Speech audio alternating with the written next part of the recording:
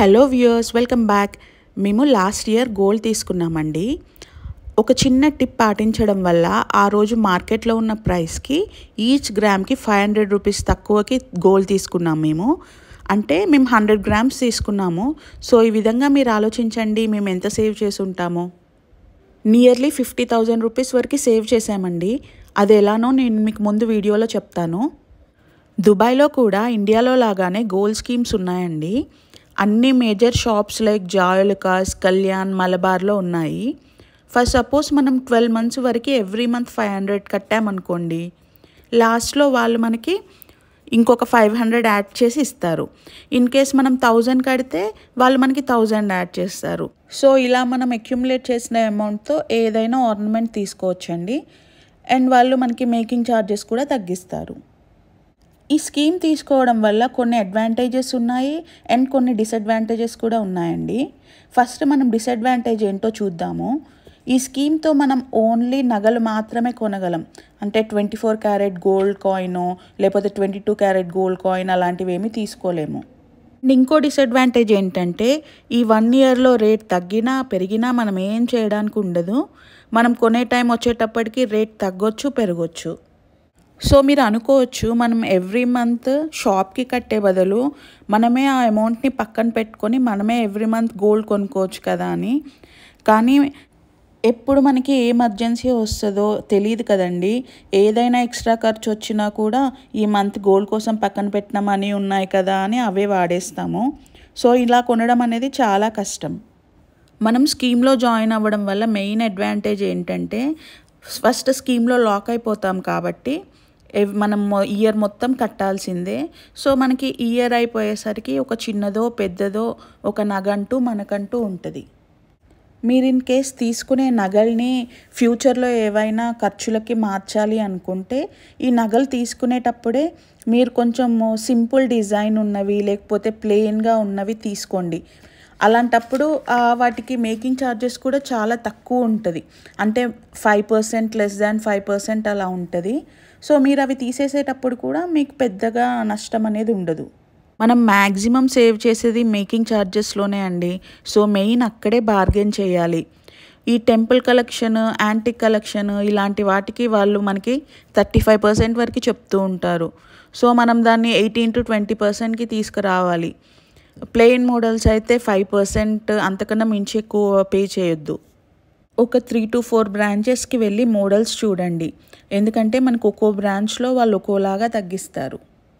మనకి every year Dasara, Diwali or ఇంకేదైనా పండగ టైంలో ఈ గోల్డ్ షాప్ వాళ్ళు ఆఫర్స్ పెడుతూ ఉంటారు కదండి.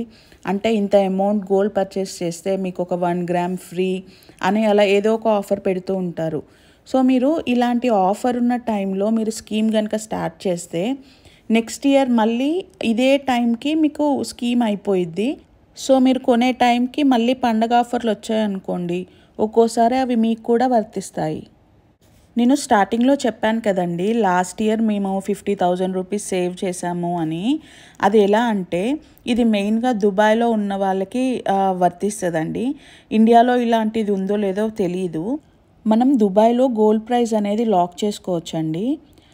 సపోజ్ మనము ఇవాళ గోల్డ్ రేట్ తగ్గిందనుకోండి, ఇన్ కేస్ రేపు అయితే పెరుగుతుందేమో అనే భయం ఉంది మనకి.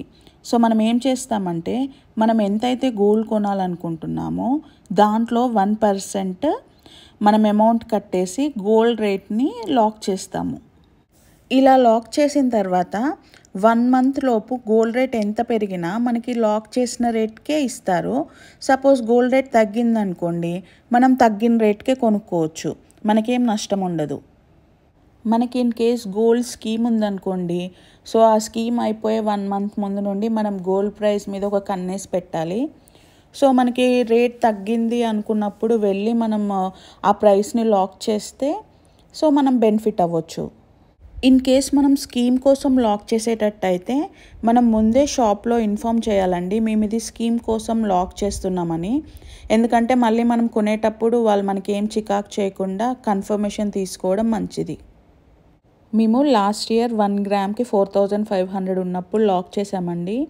మేము కొనే రోజుకి అది గ్రామ్కి 5,000 రూపీస్ అయింది. సో మేము 100 గ్రామ్స్ తీసుకున్నాము. అలా మాకు 50,000 రూపీస్ కలిసి వచ్చింది.